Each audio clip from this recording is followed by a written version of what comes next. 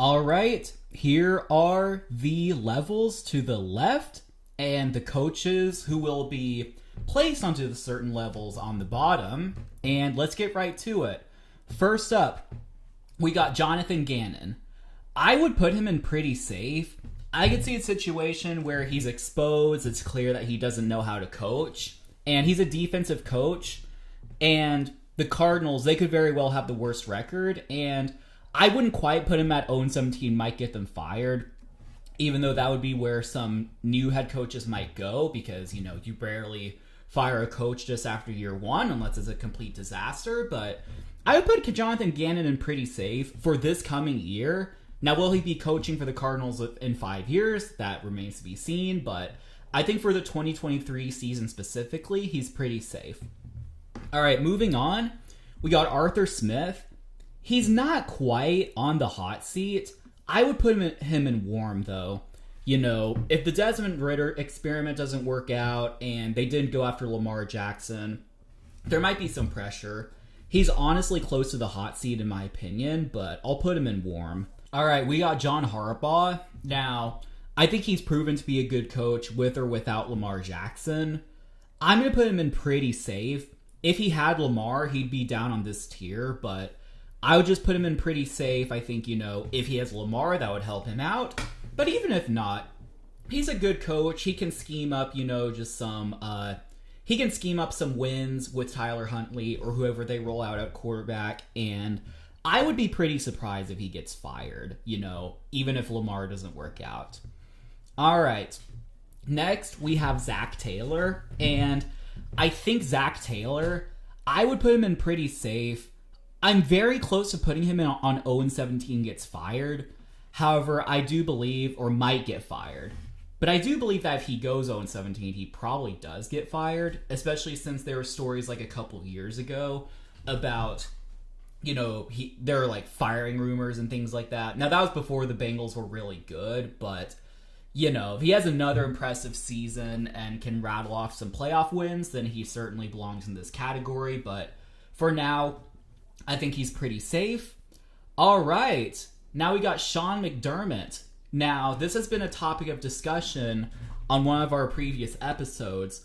I'm putting him in mild. However, if I was Bills ownership, I would put him more on warm, if not even hot. Probably not hot, but I think there is some pressure on him, given that he's literally coaching Josh Allen. He's a defensive coach in an offensive league, and their playoff record has not been all that impressive as of recently. So if he continues to flop in the playoffs, then, his job could be in question. All right, Frank Reich. I would put him in pretty safe, He is an established head coach. He's first year on the Panthers. I would be pretty surprised if he's fired after year one. It would take a complete disaster. All right, moving on, we got Matt Eberflus. Now, I would put him in the warm seat. I think, they're continuing to pursue Justin Fields, like his development, things like that. They traded that 1 overall pick for a bunch of assets, including Hall of Fame wide receiver DJ Moore. And he had the worst record in the league last season. So if he continues to just suck as a coach or lose games and stuff like that, then, it might warrant a firing. And, they could be looking for Justin Fields, for an offensive coach for Justin Fields. All right. We got Kevin Stefanski. I think there's a little bit of pressure on him, given that, you have Deshaun Watson. And if things don't go well, then you're not firing Deshaun Watson. You're paying him too much money. So I would put him in the mild tier. I believe that he's somewhat safe because he has proven to be a good head coach. He took Baker Mayfield to the playoffs. However, with the Deshaun situation and last season was pretty rough for them, there's a little bit of pressure. All right, we got Mike McCarthy. Now I think on the Dallas Cowboys, he's in the 0-17 might get him fired tier. I just have a hard time seeing Jerry Jones fire Mike McCarthy, and he has a good regular season record on the Cowboys, consecutive 12-win seasons for the Cowboys, and I think he's just safe and almost just locked up. They're probably going to make the playoffs. Now, the actual playoff, game, so that's going to be a different story, but he's probably going to be a Dallas Cowboy in 2024. Very likely. Same thing with Sean Payton. I think he is, I see almost no situation where he gets fired immediately. Dan Campbell. Now, he should be one of the safer coaches in the league.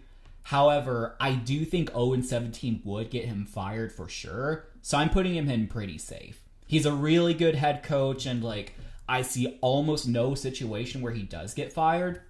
But 0-17 would, 1-16 probably would, He does need to prove that he can sustain that level of coaching. Everyone's hyping up the Lions, and I definitely believe it, but he's got to prove himself.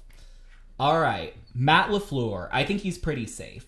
Despite the Rodgers drama and him losing Aaron Rodgers and things like that, he has proven to be a good head coach. He's a good schemer with the defense and the running game and stuff like that, and it would take a disaster to see him get fired. So he's in pretty safe. Doug Peterson, he is an 0-17, might get him fired. He might just be one of the better coaches in the league. He has a Super Bowl win. It's clear that he and Trevor Lawrence are a match made in heaven.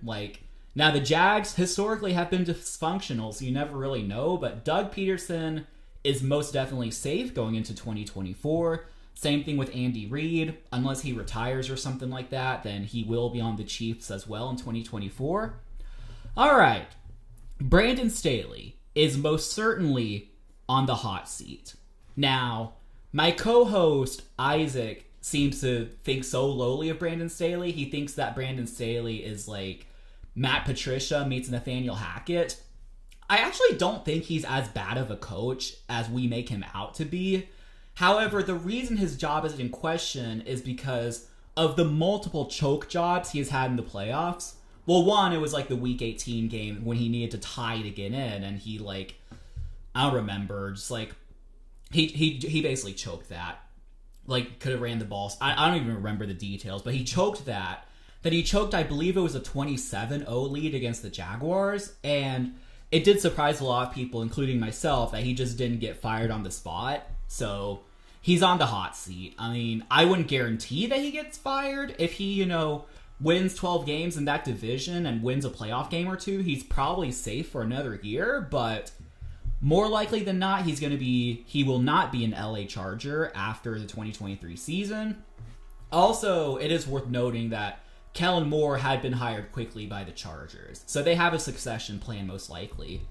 Sean McVay, I put him in this category. Even though he did have a rough season, I do believe that, he's probably safe. And the main question for the past couple of years has been, will he quit rather than will the organization fire him? All right.